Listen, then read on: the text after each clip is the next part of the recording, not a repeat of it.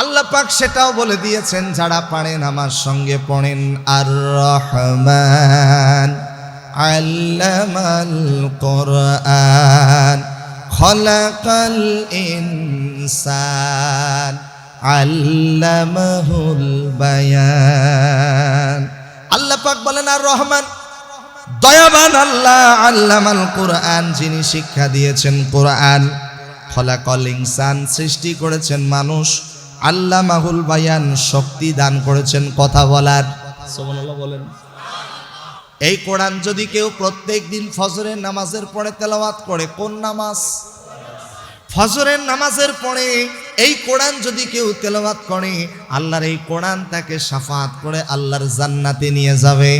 আল্লাহ পাক বলেন, যারা পারেন আমার সঙ্গে পড়েন, আকিমিস সালাতা লিদুলুকিশ শামসি ইলা গাসাকিল লাইলি ওয়া কুরআনাল ফাজর ইন্না কুরআনাল ফাজরি কানা মাশহুদা। আল্লাহ পাক বলেন, প্রত্যহ যারা ফজরের নামাজের পরে কোরআন তেলাওয়াত করবে, আল্লাহর এই কোরআন তাকে সুপারিশ করে আল্লাহর জান্নাতে নিয়ে যাবে। এবার আসেন, এই কোরআনটা পড়ব কিভাবে? আল্লাহ পাক সেটাও বলে দিয়েছেন, আউজিদ আলাইহি ওয়া রাত্তিলিল কোরআন তারতিলা। এই কোরআনটা পড়তে হবে সাফ সাফ করে, স্পষ্ট ভাবে। সুবহানাল্লাহ বলবেন না? আরেকটু জোরে বলেন। আর এখন কোরআন তেলাওয়াত করে দেখবেন একটু এলোমেলো ভাবে। আগেরকার দিনেরা মা বোনেরা দেখতাম ফজরের নামাজের পরে গুনগুন করে কোরআনের আয়াত তেলাওয়াত করত। আর এখনকার মা বোনেরা কোরআন তেলাওয়াত তো দূরের কথা, রাত 2টা-3টা পর্যন্ত স্টার জলসা, জি বাংলা, ভারতে সিরিয়াল দেখে। কথা বলেন। ফজরের নামাজে ঘুমে, ফজরের নামাজ ঘুমে, ফজরের নামাজ পড়ে না। আর আগে ভুল হোক আর ভালো হোক, দেখেছিলাম আমার নানি কোরআন তেলাওয়াত করেছিল, আউযু বিল্লাহি মিনাশ শাইতানির রাজিম। মানে উনি ওনার মতো করে পড়তো, যদিও বা সহি পড়তে পারতো না, উনি ওনার মতো করে পড়তো, গুনগুন করে কোরআনের আয়াত তেলাওয়াত করতো। আর এখনকার মা বোনদের কণ্ঠ থেকে সেই কোরআনের আয়াত আর শোনা যায় না। এখনকার মা বোনেরা কোরআনটা গিলাফ দিয়ে সুন্দর করে ঢেকে রেখে দেয়। কয়েকদিন আগে একটা মাহফিলে বললাম, স্টেজে একটা কোরআন দেন। আপনারা তো কোরআন রেখেছেন, আলহামদুলিল্লাহ। যেহেতু মাদ্রাসার মাহফিল, কোরআন রেখেছে। আমি স্টেজে গিয়ে বললাম, একটা কোরআন দেন। কোরআন নিয়ে আসলো, দেখলাম কোরআনটা গিলাফ দিয়ে ঢাকা, একটা কাপড় দিয়ে ঢাকা। তো কাপড়টা যখন আমি খুলতে গেলাম, তখন দেখি আমার একটা কালো পাঞ্জাবি ছিল, কালো পাঞ্জাবিটা সাদা হয়ে গেছে। বোঝেন নাই? ধুলো মাটি দিয়ে। তখনই আমি বুঝতে পারলাম, এই কোরআন যদি প্রতিদিন তেলাওয়াত করা হতো, এই গিলাপের মধ্যে এত ময়লা থাকতো না। শুধু কোরআনটা আমরা কি করছি জানেন? ওই যে যেখানে নামাজ পড়ি, নামাজের জায়গার উপরে ওখানে রেখে দিয়েছি, ডয়ারে রেখে দিয়েছি, শোকেশে রেখে দিয়েছি, আলমারিতে রেখে দিয়েছি। এই কোরআনটা ওই জন্য আল্লাহ দেয় নাই। ও আচ্ছা আচ্ছা। এখানে কোরআন তেলাওয়াত করা হয় যে মাদ্রাসা, সেই মাদ্রাসার ঘরের কাজও বন্ধ হয়ে আছে। অথচ রসুল বলেছেন, যেখানে কোরআন তেলাওয়াত হয় ওই জায়গায় আল্লাহ তাআলার খাস রহমত বর্ষিত হয়। আর একটু জোরে বলেন। আমার প্রিয় ভাইরা, খুব মনোযোগ দিয়ে শুনতে হবে। 1 নম্বরে কোরআন পড়তে হবে। 2 নম্বরে কোরআন শুধু পড়লেই হবে না, কোরআন আপনাকে আমাকে বুঝতে হবে। আল্লাহ পাক বলেন, ওয়ালাকাদ ইয়াসসারনাল কোরআনা লিযিকরি ফাহাল মিন মুদ্দাকির। আল্লাহ পাক বলেন, এই কোরআন বোঝা আমি তোমাদের জন্য সহজ করে দিয়েছি। একটু জোরে বলবেন না সুবহানাল্লাহ? আর একটু জোরে বলেন আল্লাহু আকবার। তাহলে 1 নম্বরে কোরআন, এ তো ভুলে গেছেন, একটু জোরে বলেন। 1 নম্বরে কোরআন, 2 নম্বরে কোরআন, 3 নম্বরে কোরআন। আচ্ছা বলেন তো, আমার কথা যদি বুঝে থাকেন, দেওয়ানগঞ্জের ভাইরা স্বতঃস্ফূর্ত ভাবে আওয়াজ দিয়ে বলেন, আমরা কি কোরআনকে মানি? কতটুকুন মানি? চোর চুরি করলে হাত কেটে দাও, কোরআনে বলেন তো আছে না নাই? আরেকটু জোরে বলেন। আল্লাহ তাআলা বলেন ওয়াসারিকু ওয়াসারিকাতু ফাকতাউ আইদিয়াহুমা জাযাআম বিমা কাসাবা নাকালাম মিনাল্লাহ ওয়াল্লাহু আজিজুন হাকীম। আল্লাহ পাক বলেন চোর নারী হোক কিংবা পুরুষ হোক, যদি তারা ধরা পড়ে যায় তাদের হাত কেটে দাও। জবান খুলে বলেন তো কোরআনে আছে না নাই? তাহলে বাংলাদেশে যদি আইন থাকতো, আপনারা ইতিপূর্বে দেখেছেন এমন কোন মন্ত্রী নাই যে হাজার হাজার কোটি টাকা বিদেশে পাচার করে নাই। একটা চোরকে যদি প্রকাশ্যে হাত কেটে দেওয়া হতো, অন্য চোরগুলো আর চুরি করার দুঃসাহস পাইতো না। চোর চুরি করলে হাত কেটে দাও। জবান খুলে বলেন কোরআনে আছে না নাই? তাহলে এই কোরআন মানতে হবে, এই কোরআন মানতে হবে। নাম্বার 4, আসেন আমি একদম সংক্ষিপ্ত দিকে নিয়ে যাই, এরপরে আরো গুরুত্বপূর্ণ কিছু পয়েন্ট আছে। এরপরে আল্লাহ পাক রব্বুল আলামিনের সাথে বন্ধুত্ব স্থাপন করতে গেলে 4 নাম্বার শর্ত হলো এই কোরআন পরিবারে, সমাজে, রাষ্ট্রের ভিতরে মানাতে হবে। আল্লাহ পাক বলেন যারাই রাষ্ট্র ক্ষমতায় যাবে তাদের 1 নাম্বার দায়িত্ব হলো তারা নামাজ কায়েম করবে। কি কায়েম করবে? আসতে বলবে না, জোরে বলেন কি? আল্লাহ পাক রব্বুল আলামিন বলেন আল্লাযীনা ইম্মাক্কান্নাহুম ফিল আরদি আকামুস সালাতা ওয়া আতাউজ যাকাতা ওয়া আমারু বিল মা'রুফি ওয়া নাহাউ আনিল মুনকার ওয়ালিল্লাহি আকিবাতুল উমুর। আল্লাহ তাআলা বলেন আমি এমন লোকদেরকে, যাদেরকে আমি জমিনে ক্ষমতা দান করেছি, ক্ষমতা পাওয়ার সঙ্গে সঙ্গে তাদের 1 নাম্বার দায়িত্ব হলো তারা রাষ্ট্রীয়ভাবে নামাজ কায়েম করবে। আমি ওমর ফারুক সিদ্দিকীকে রংপুর থেকে আসে বলা লাগবে না যে ভাই নামাজ পড়েন। নামাজের দাওয়াত আমি আপনাদেরকে দেব কেন? 95% মুসলমান যেই দেশে বসবাস করে, আওয়াজ দিয়া বলেন এই দেশে নামাজের আইন পাশ হোক। আমরা চাই কি চাই না? চাইতেই হবে। বলেছেন কে? জোরে বলেন কে? আল্লাহ পাক। তাহলে আমার দিকে তাকান, আমাদের 1 নাম্বার বন্ধুকে। আল্লাহর সাথে বন্ধুত্ব স্থাপন করতে গেলে শর্ত কয়টা? 4টা। আমার সাথে বলেন দেখি। 1 নম্বরে কোরআন মুখস্থ করেন। 1 নম্বরে কোরআন, 2 নম্বরে কোরআন বুঝতে হবে, 3 নম্বরে কোরআন মানতে হবে, 4 নম্বরে কোরআন মানাতে হবে। যারাই রাষ্ট্র ক্ষমতায় যাবে তারাই রাষ্ট্রীয়ভাবে নামাজ কায়েম করবে। এবার আসেন 2 নাম্বার বন্ধু ওয়া রাসূলুহু, জনাবে মুহাম্মদুর রাসূলুল্লাহ সাল্লাল্লাহু আলাইহি সাল্লাম। রাসূলের সাথে বন্ধুত্ব স্থাপন করতে গেলেও 4টা শর্ত। তবে এখানে আমার কিছু কথা আছে। আমার পর্দার আড়ালে কিছু মা বোন আছে না নাই? মা বোনদের জন্য কিছু পয়েন্ট আছে। এই যে আমার দিকে তাকান, 6 প্রকার নারী সরাসরি জাহান্নামে যাবে।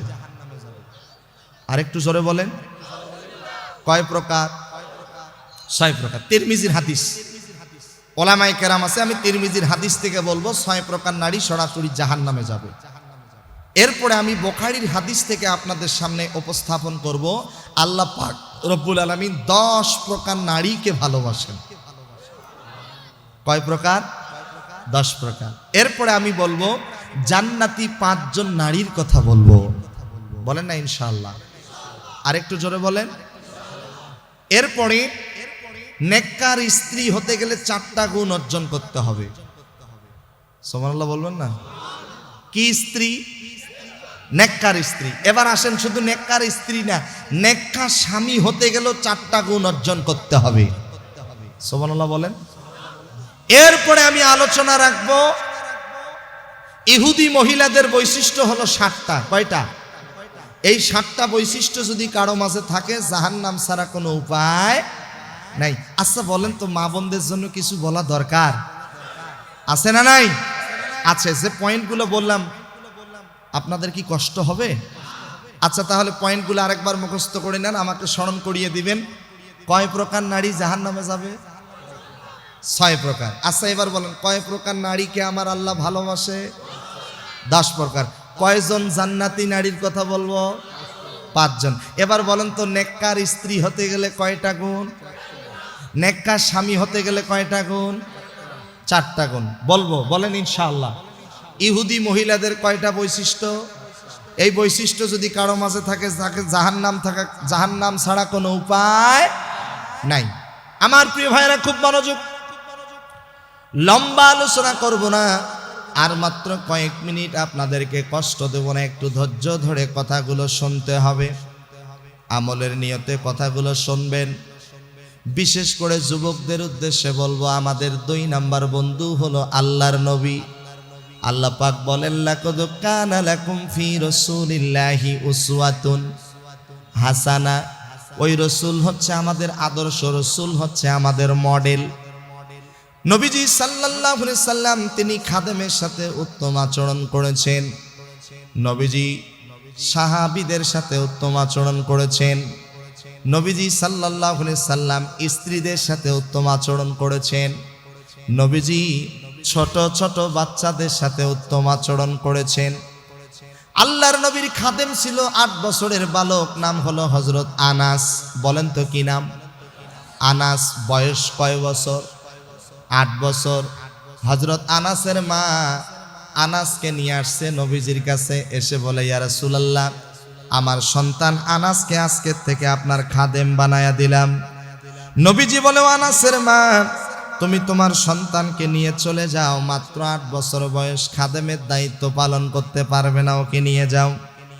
আনাসের মা কেঁদে কেঁদে বলে, নবী গো, আমার সন্তান বড় কোনো কাজ করতে পারবে না, অন্তত পক্ষে আপনাকে একটু অজুর পানি এনে দেবে, মেসওয়াক এনে দিবে, জুব্বা এনে দিবে, পাঞ্জাবি এনে দিবে।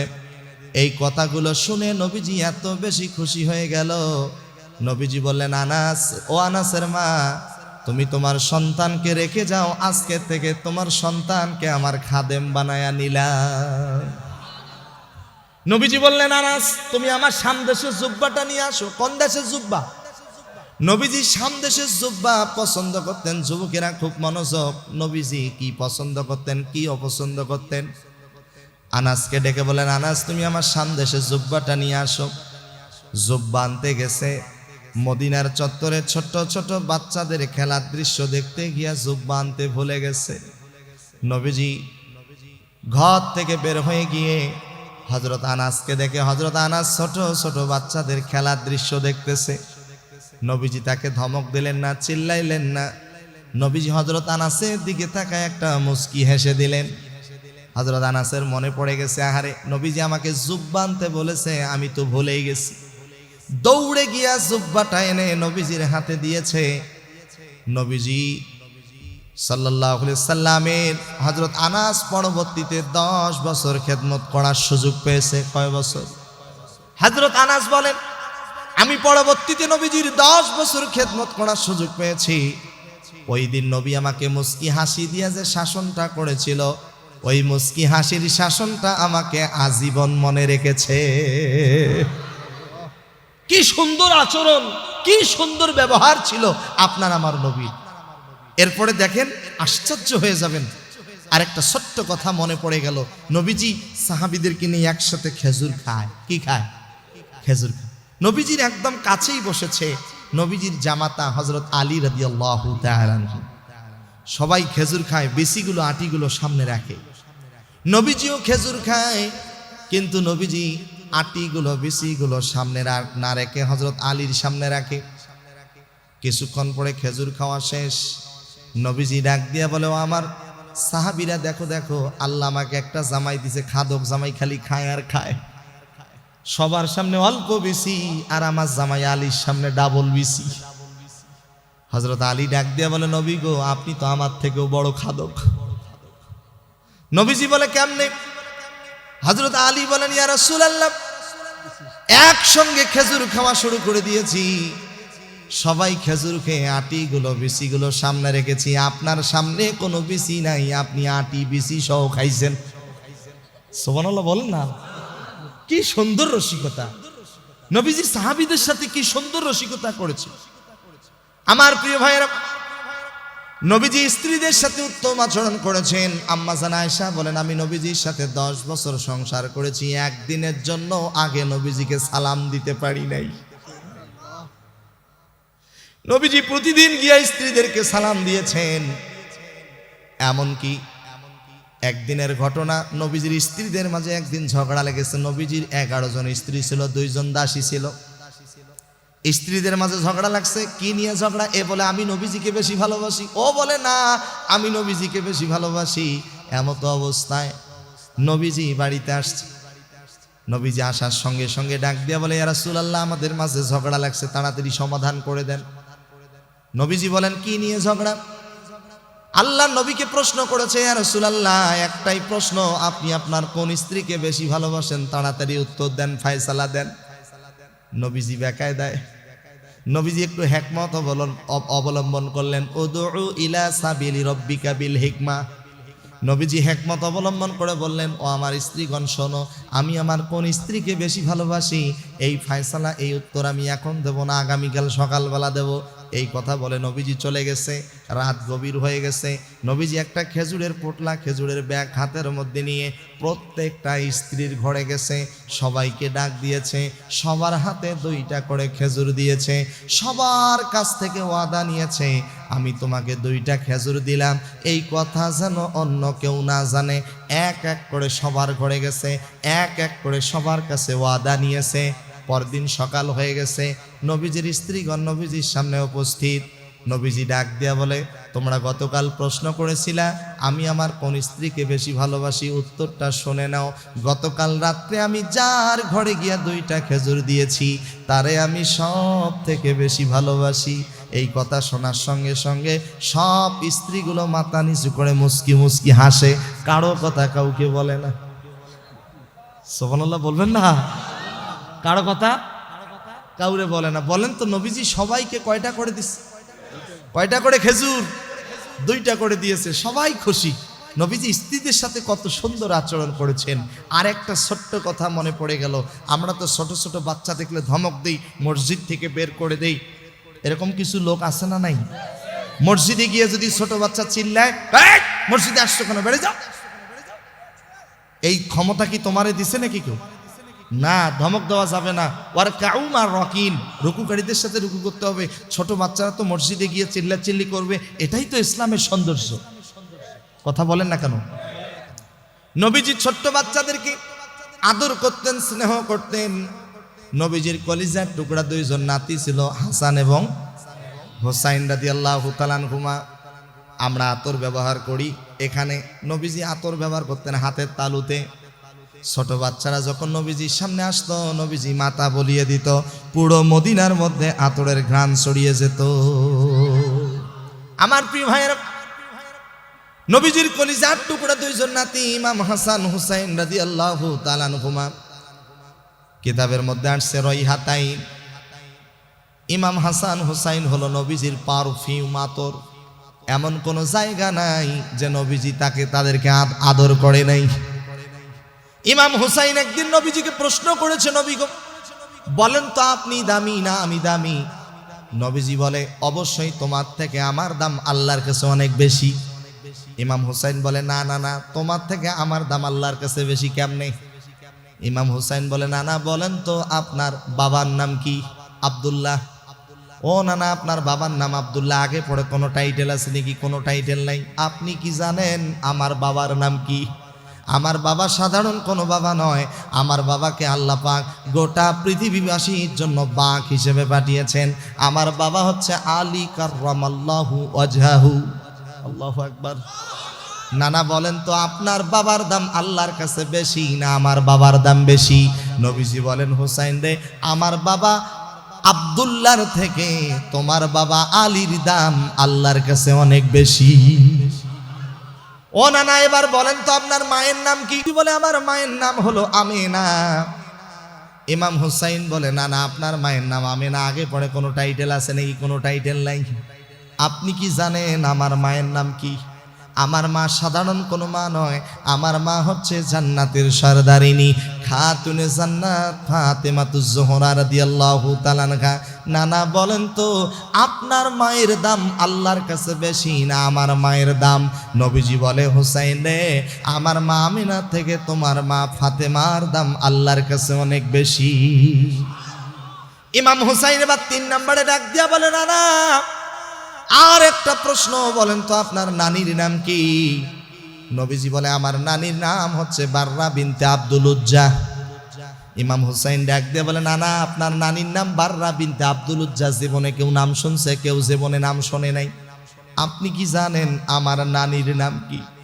আমার নানি কোনো সাধারণ নানি নয়, আমার নানিকে আল্লাহ পাক আরশে আজিম থেকে সালাম জানিয়েছে।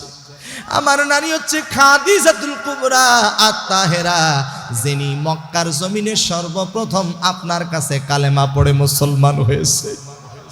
ও নানা বলেন তো আমার নানির দাম বেশি না আপনার নানির দাম বেশি?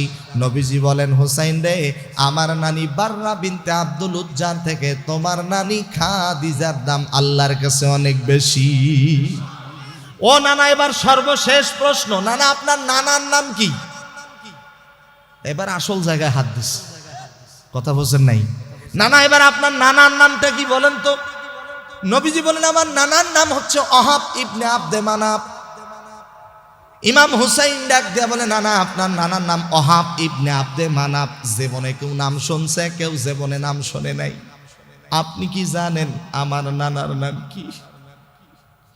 আমার নানা কোনো সাধারণ নানা নয়, আমার নানাকে আল্লাহ পাক রব্বুল আলামিন গোটা পৃথিবীবাসীর জন্য রহমত স্বরূপ পাঠিয়েছে। আমার নানার সুপারিশ ছাড়া কেউ জান্নাতে যেতে পারবে না। আমার নানা হচ্ছে রাহমাতাল লিল আলামিন, আকায়ে নামদার তাজদারে মদিনা দুলালে আমিনা, বিশ্ব নবী জনাবে মুহাম্মদুর রাসূলুল্লাহ সাল্লাল্লাহু আলাইহি ওয়াসাল্লাম। এই কথা বলার সঙ্গে সঙ্গে ইমাম হুসাইনকে নবীজি কোলের মধ্যে জড়ায় ধরে বলতেছে নাতি রে, আজকে আমি তোমার কাছে হেরে গেলাম, তুমি জিতে গেছো। নবীজি ছোট্ট ছোট্ট বাচ্চাদের সাথে উত্তম আচরণ করেছেন, নবীজি ইয়াতিমদের সাথে উত্তম আচরণ করেছেন। ছোট্ট ছোট্ট বাচ্চা ইয়াতিম, বাবা নাই মা নাই, মাতা বলিয়ে দিয়েছেন। এখানে অনেক ভাই আছে যাদের মা নাই, যাদের বাবা নাই, মা হারা বাবা হারা সন্তান এখানে অনেকে আছেন। আপনারা জানেন আজকের এই মাহফিলটা হলো বাহাদুরাবাদ হাফিজিয়া মাদ্রাসা। আমিও কিন্তু হাফিজিয়া মাদ্রাসার ছাত্র। আমার একটা ছেলে, বড় ছেলেটা, দুটা ছেলে দুটা মেয়ে। আমার বড় ছেলেটাও হাফেজে কোরআন হয়েছে। আমাদের রংপুরের ঐতিহ্যবাহী বড় মাদ্রাসা নুরুল উলুম জুম্মা পড়া মাদ্রাসা, ওই মাদ্রাসা থেকে গত 21শে নভেম্বর পাগড়ি নিয়েছে। আমিও একদিন পাগড়ি নিয়েছিলাম, এখানেও কিন্তু পাগড়ি দেওয়া হবে। হেফ সমাপ্তি ছাত্রদেরকে পাগড়ি দেওয়া হবে হয়তো বা আগামীকাল শেষ দিন। আমার ভাইয়ের, আমিও যখন হাফিজে কোরআন হয়েছিলাম মাত্র 11 মাসে আল্লাহ পাক কোরআনটা হেফজ করার তৌফিক দিয়েছিলেন। যখন আমি হেফজ করেছিলাম 19 জন ছাত্র একসাথে পাগড়ি নিয়েছিলাম। ডানে বামে সব ছাত্ররা আসছে, সব থেকে ছোট মানুষ ছিলাম আমি। স্টেজে যখন বক্তব্য দেওয়া হলো, প্রত্যেকটা হাফিজের বাবা স্টেজে আসেন। 19 জন ছাত্রের বাবাকে স্টেজে ডাকা হলো। হতভাগা সন্তান ছিলাম আমি, মাত্র 6 বছর বয়সে আমি আমার বাবাকে হারিয়েছি। 18 জন, আমার ডানে 9 জন, বামে 9 জন, মাঝখানে আমি। 18 জনের পিছনে 18 জন পিতা এসে উপস্থিত হয়েছে। সবাই টুপি পড়েছে, জায়নামাজ নিয়েছে, তসবিহ নিয়েছে, কিন্তু আমার বাবা নাই। কে তসবিহ নিবে, কে টুপি নিবে, কে আতর নিবে? এত বেশি কেঁদেছিলাম। ওই দিন আমার ওস্তাদ নাম হলো হাফেজ রফিকুল ইসলাম, পেছনে এসে জড়ায় ধরে বলে বাবা কাঁদো না, আজকের থেকে আমি তোমার অভিভাবক হয়ে গেলাম, তোমার বাবার পক্ষ থেকে আমি এই টুপি তসবিহ সবগুলো নিয়ে নিলাম। আমার ভাইয়ের, এই যে মাদ্রাসার ঘরেই সেই হাফেজে কোরআন তৈরি হয়। এই হাফেজে কোরআন এখান থেকে তৈরি হওয়ার পরে বিশ্বব্যাপী ছড়িয়ে পড়ে। পড়ে কি পড়ে না? কিয়ামতের ময়দানে একজন হাফেজে কোরআনকে বলা হবে তেলাওয়াত করো, পড়তে থাকো এবং চড়তে থাকো। একটা আয়াত পড়বে, একতলা ভবনে উঠবে, 1000 আয়াত পড়বে, 1000 তলা বিল্ডিং পুরস্কার আল্লাহ পাক তাকে দিয়ে দেবেন। 5000 আয়াত পড়বে, 5000 তলা বিশিষ্ট আল্লাহ তাআলা বিল্ডিং থেকে উপহার দিবে। প্রশ্ন করতে পারেন, হুজুর এত বড় বিল্ডিং এ কি হাফেজে কোরআন একাই থাকবে? না, এই যে আমার দিকে তাকান, বুখারীর হাদিসের মধ্যে আসছে, আল্লাহর নবী বলেন, ওই হাফেজ যে মাদ্রাসা থেকে হাফেজে কোরআন হয়েছে, ওই মাদ্রাসার ঘরে যারা দান করেছে, ওই হাফেজ থাকার জন্য সুন্দর ব্যবস্থাপনা করে দিয়েছে।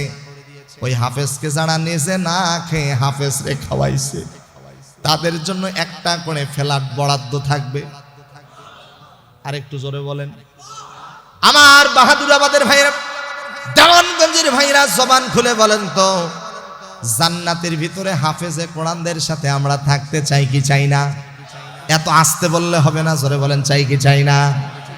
আপনাদের কাছে আকুল আবেদন করতে চাই, যাদের মা নেই, যাদের বাবা নাই, মাত্র 1-2 মিনিটের কথা একটু মনোযোগ দিয়ে শুনবেন। মা যাদের নাই সে জানে মা হারা কত ব্যথা। একটা মা যখন প্রেগনেন্ট হয়, গর্ভবতী হয়, মায়ের পেটটা স্বাভাবিক থেকে অস্বাভাবিক হয়ে যায়, বড় হয়ে যায়। সন্তানের পাগুলো থাকে মায়ের কলিজার দিকে, সন্তানের মাথাটা থাকে মায়ের জরায়ুর দিকে। সন্তানটা মায়ের পেটের মধ্যে আস্তে আস্তে করে বড় হয়, মায়ের কলিজাটা চাপ দিতে দিতে উপরের দিকে উঠতে থাকে। সন্তানটা যখন মায়ের পেটের মধ্যে পাটা একটু নড়ায়, সরাসরি দুঃখিনী মায়ের কলিজায় লেগে যায়। এক একটা সন্তান মায়ের পেটের মধ্যে লাথি যদি নাও মেরেছে, 5000-এর অধিক লাথি মেরেছে। আমার ডানে বসে আছে আলহাজ মোহাম্মদ আবুল কালাম আজাদ, তিনিও কিন্তু তার মায়ের পেটের মধ্যে 5000-এর অধিক লাথি মেরেছে। আমি ওমর ফারুক সিদ্দিকীও মাইনে ছিলাম না, যিনি উপস্থাপনা করেছেন, অত্যন্ত চমৎকার উপস্থাপনা করেছেন। আমার ভাই, তিনিও তার মায়ের পেটের মধ্যে ছিল, 5000-এর অধিক লাথি দিয়ে পৃথিবীতে আসছে। তবে 3টা লাথি এমন ভাবে দিয়েছে জীবনেও কোনোদিন কোনো মা ভুলতে পারে না। সন্তান যখন পৃথিবীতে আসার সময় হয়ে যায়, 2 পায়ের 10টা আঙ্গুল দিয়ে এত জোরে লাথি মারে, মা দুঃখিনী চিল্লায় বলে, বিষ খাবো, আত্মহত্যা করবো, ব্যথা সহ্য করতে পারি না। দ্বিতীয়বার যখন আঘাত দিয়েছি, মায়ের জরায়ুর নিচ দিয়া হাফ বালতির মতো রক্ত জমিনে পড়ে গিয়েছে। কোন মা রক্ত শূন্যতার কারণে ইন্তেকাল করেছে। এই জন্য নবীজি হাদিসের মধ্যে বলেন, যে মা সন্তান প্রসব করতে গিয়ে মারা যাবে, ওই মায়ের মৃত্যু আল্লাহর দরবারে শহীদের কাতারে কবুল হয়ে যাবে। তৃতীয়বার যখন মায়ের কলিজা আঘাত দিয়েছিল যুবক, মায়ের কলিজাটা ছিদ্র হয়ে গেছে। বিশ্বাস যদি না হয়, মেডিকেল সায়েন্সে যারা পড়ালেখা করে তারাই বুঝতে পারে। সন্তান আছে ঢাকায়, মা আছে দেওয়ানগঞ্জে, বাহাদুরাবাদে।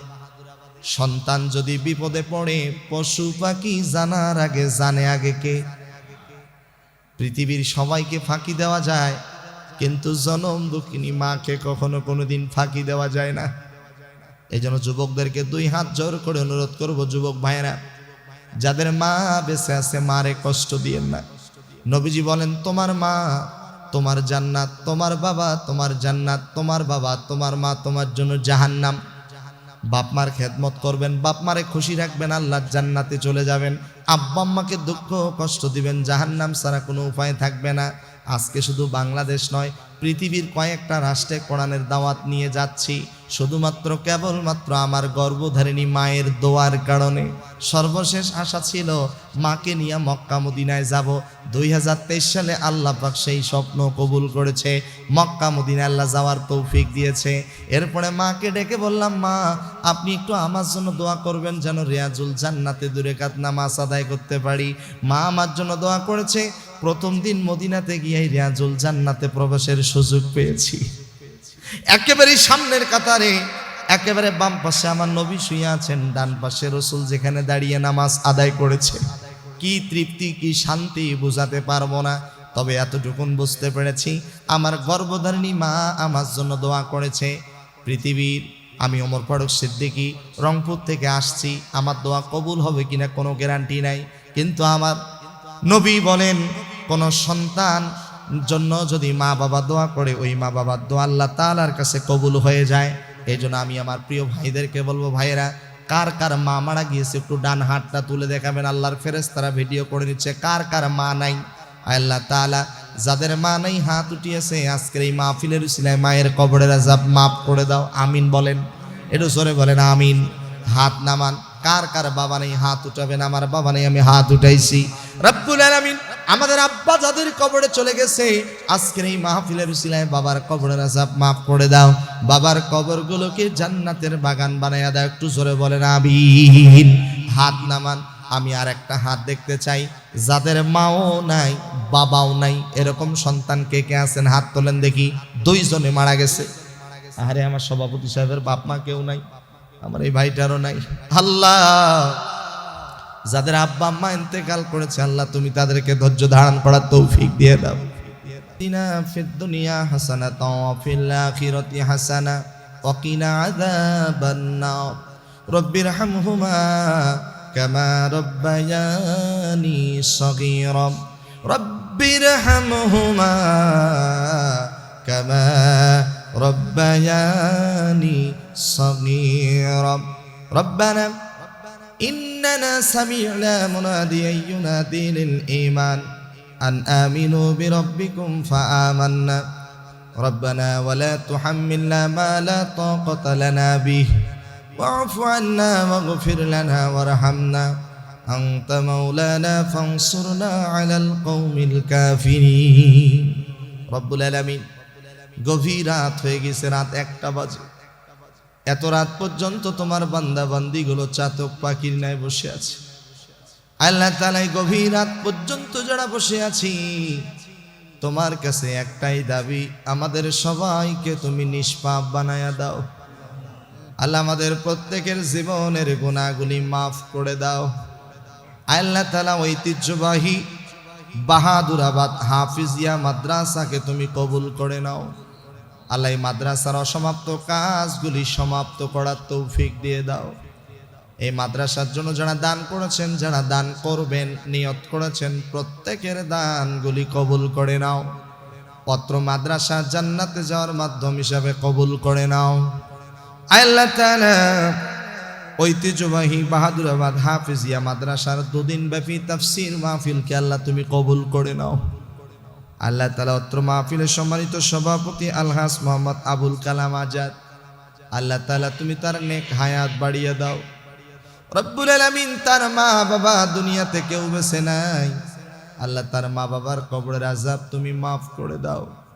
আলহাজ সাইফুল ইসলাম, আল্লাহ তুমি তাকে কবুল করে নাও, তার আব্বা আম্মার জীবনের গুনাহগুলি মাফ করে দাও। আমরা যারা হাত তুলেছি অনেকেরই আব্বা আছে, অনেকেরই আম্মা নাই, অনেকেরই আম্মা আছে, অনেকেরই আব্বা নাই। এমন সন্তান হাত তুলেছে যাদের মা বাবা দুজনেই কবরে চলে গেছে। যে মা 9 মাস 10 দিন গর্ভধারণ করেছেন, প্রসবের সময় কতই না কষ্ট করেছে। ওই মায়ের বুকের স্তন থেকে প্রায় 7.5 মনের মতো দুধ পান করেছি। 1 ফোঁটা দুধের ঋণ জীবনেও কোনোদিন পরিশোধ করতে পারিনি, পারবো না। দয়াবান আল্লাহ ওই দুঃখিনী মা কলিজার টুকরা বাবা যাদের কবরে চলে গেছে আজকের এই মাহফিলের উসিলায় তাদের কবরের আযাব তুমি মাফ করে দাও। আল্লাহ তাদের কবরগুলোকে জান্নাতের বাগান বানায়া দাও। আল্লাহ তাআলা এই মাদ্রাসাকে কবুল করে নাও। যে মাদ্রাসার ছাত্রগুলোকে পাগড়ি দেওয়া হবে মৃত্যুর আগ মুহূর্ত পর্যন্ত কোরআন নিয়াত রাখার তৌফিক দিয়ে দাও। অত্র মাদ্রাসার পরিচালক মোহতামিম হুজুর, অত্র মাদ্রাসার শিক্ষক বৃন্দ যারা আছেন আল্লাহ তাদেরকে তুমি মাফ করে দাও। পর্দার আড়ালে যত মা বোন হাত তুলেছেন প্রত্যেকটি মা বোনকে আম্মা জানা আয়েশা খাদিজার কাতারে কবুল করে নাও। নিঃসন্তানের মাকে সন্তান দিয়ে তাদের কলিজাগুলো ঠান্ডা করে দাও। অনেকেরই স্বামী কবরে গেছে, স্বামীর কবরের আযাব তুমি মাফ করে দাও। আল্লাহ তাআলা মা বোনদের প্রত্যেকের মনের নেক চাওয়াগুলিকে কবুল করে নাও। মা বোনদের এমন কিছু রোগ আছে ডাক্তারের কাছেও বলতে লজ্জা করে, আল্লাহ মা বোনদেরকে তুমি পরিপূর্ণ শেফায়ে কামিলা আজেলা দাইমা দান করে দাও। রব্বুল আলামিন আগামী কালকের তাফসীর মাহফিলকে কবুল করে নাও। এই মাইকের আওয়াজ যত দূর পর্যন্ত যায়, যত কবরবাসী আছে প্রত্যেকটা কবরবাসীর কবরের আযাব তুমি মাফ করে দাও। আল্লাহ তাআলা আমার প্রিয় ভাই কলিজার টুকরা দিনী ভাই, আমার রাসেল ভাই, আমার মিন্টু ভাই, নজরুল ভাই, আরো অনেকেই দোয়া চেয়েছেন। আল্লাহ প্রত্যেকের মনের নেক চাওয়াগুলিকে কবুল করে নাও। আল্লাহ তাআলা এই অঞ্চলের মানুষগুলোকে তোমার সন্তুষ্টির জন্যই ভালোবাসি। আল্লাহ এই ভালোবাসাগুলোকে জান্নাত পর্যন্ত কবুল করে নাও। আল্লাহ তাআলা এই মোনাজাত আমাদের জীবনের শেষ মোনাজাত হতে পারে। আজকের এই মাহফিলটা জীবনের শেষ মাহফিল হতে পারে। জানি না কখন তুমি আজরাইল পাঠাইয়া দাও, জানি না এত সুন্দর শরীরে কখন যেন সাদা কাপড় লেগে যায়। মৌতের চিঠি যখন চলে আসবে, প্রতিবেশী ছুটে এসে ঘর থেকে লাশটা বের করে দামি দামি কাপড়গুলো কেসি দিয়ে কেটে ফেলে দেবে। গরম পানি দিয়ে গোসল করাইয়া দিয়া সাদা 3 টুকরা 5 টুকরা কাপড় দিয়ে চকলেটের মতো পেছাবে। জানাজার নামাজ শেষ করে খাটলিটা কবরস্থানের দিকে নিয়ে যাবে। 2 জন ব্যক্তি ধরে লাশটা কবরে নামাবে। এমন একটা কবরে শোয়া রাখবে যে কবরে বালিশ নাই, বিছানা নাই। আল্লাহ তাআলা এই গভীর রাত পর্যন্ত যারা কোরআনের কথা শ্রবণ করেছে, অন্ধকার কবরে কোরআনকে নবীকে আমাদের সঙ্গী বানায়া দিও রব্বুল আলামিন। পরিশেষে তোমার কাছে ফরিয়াদ জানাই মাবুদ, জীবনে একটিবারের জন্য হলেও তোমার মেহমান করে মক্কা মদিনায় যাওয়ার তৌফিক দিয়ে দাও। ভাইরা মাথাটা নিচু করে দেন, হাত দুটো উঁচু করে দেন, চক্ষু দুটো বন্ধ করে দেন। এই গভীর রাত পৃথিবীর অফিস আদালত সব বন্ধ হয়ে গেছে, আল্লাহ রহমতের দরজাগুলো খোলা রয়েছে। এই গভীর রাত্রে সবাই একটু আল্লাহকে সুমধুর ডাকে ডাক দিয়ে বলেন, আল্লাহ আল্লাহ আল্লাহ। আল্লাহ তুমি বলেছো ফাযকুরনি আযকুরুকা ওয়াশকুরলি ওয়ালা তাকফুর। আল্লাহ আমাদের ডাক তুমি সাড়া দাও। আল্লাহ আল্লাহ আমাদের ডাক তুমি ফিরাইয়া দিও না। আল্লাহ আল্লাহ সবকিছুই তো দেখলাম, মৃত্যুর আগে আর একটা স্বপ্ন যেন পূরণ হয়। বাংলাদেশ সহ গোটা পৃথিবীতে কোরআনের আইন বাস্তবায়ন হয়েছে, কালেমার পতাকা উত্তীর্ণ হয়েছে। আল্লাহ এই দৃশ্যটা দেখার তৌফিক দিয়ে দাও। আল্লাহ আল্লাহ আমাদের সবাইকে ইসলামের পক্ষে কবুল করে নাও। আল্লাহ গোটা পৃথিবীর মুসলমানদেরকে তুমি মাফ করে দাও। রব্বানা তাকাব্বাল মিন্না ইন্নাকা আনতাস সামিউল আলিম ওয়া তুব আলাইনা ইন্নাকা আনতাত তাওয়াবুর রহিম। সুবহানা রাব্বিকা রাব্বিল ইজ্জাতি আম্মা ইয়াসিফুন ওয়া সালামুন আলাল মুরসালিন ওয়ালহামদুলিল্লাহি রাব্বিল আলামিন। মরণের সময় আজরাইল যখন আমাদের চোখের সামনে চলে আসবে, আজরাইলকে যখন দেখে ভয় পেয়ে যাব, চোখগুলো যখন বড় বড় করে ফেলবো, ঠিক সেই মুহূর্তে আমাদের প্রত্যেকের জবান থেকে মধুর কালিমা জারি করে দিয়েন, লা ইলাহা ইল্লাল্লাহু মুহাম্মাদুর রাসূলুল্লাহ সাল্লাল্লাহু আলাইহি ওয়াসাল্লাম। আসসালামু আলাইকুম ওয়া রাহমাতুল্লাহি ওয়া বারাকাতুহু।